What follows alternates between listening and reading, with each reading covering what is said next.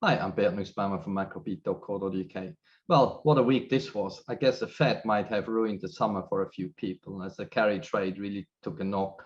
There was no sort of reflation trade going into summer, into the quieter period of the year.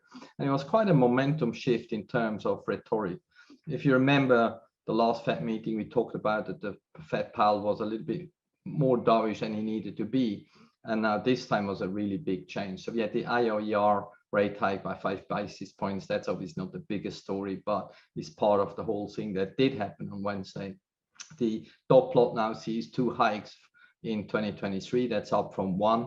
And just the whole press conference was really a change of rhetoric. So we really have a momentum shift in the Fed, and we definitely have seen the reaction in the market, which we're going to see in the charts a bit later on. So we had the big move in fixed income, big move in the currencies, and that might just really be only the start.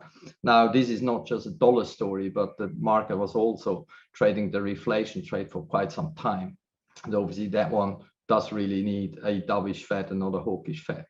Yes, we aren't at the taper end just yet, but that was a clear signal that the Fed is starting to shift the view. The taper talk is there, and I still think Jackson Hole will probably in August be the time when they really sort of highlight the fact that September could really be the moment. That really puts the other central bank into focus, Bank of England next week. Obviously, the bulls are sort of leaning towards taper, especially now that the Fed has changed its language. I'm not quite sure if time is right to expect a taper from the Bank of England, but that's next story, obviously, for next week.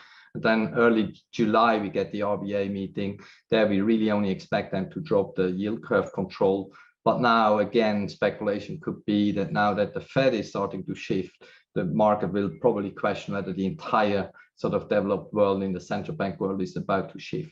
The last one that will shift, when they ever shift, will be the ECB. So probably another reason why the euro dollar is under pressure, but we see that in the charts. The first chart I have for you is the euro dollar. So we do see the sort of breakdown post-Fed. We sort of cleared this 121 area. We really took everything out that we sort of broken on the way up in early in the year. 119.45 still my really key level I watch. Daily close, we got one below yesterday. As long as we stay below that level, we really may go back to the April level at 116.95 in the days ahead or weeks. The next slide is Aussie dollar. The same here, we've been stalling around that 76, 75 area for almost like 3 months. So we finally took that out. We reached a sort of lows from March.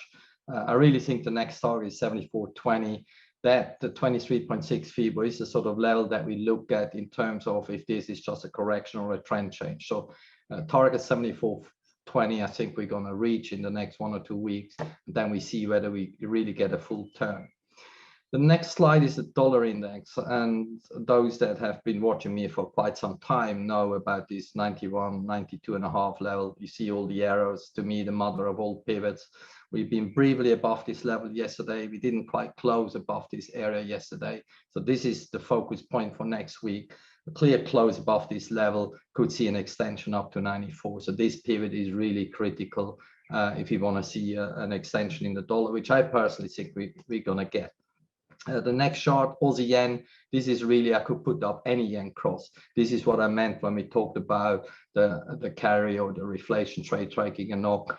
This is just a 4-hourly chart. The daily charts, they look a little bit different, but we are at critical levels in Aussie yen, CAD yen, sterling yen, all the yen crosses.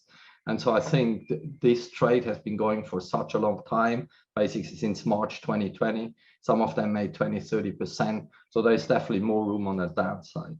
The next chart, again, is more or less similar story. Dollar max, so emerging markets took a hit, so more dollar upside possible.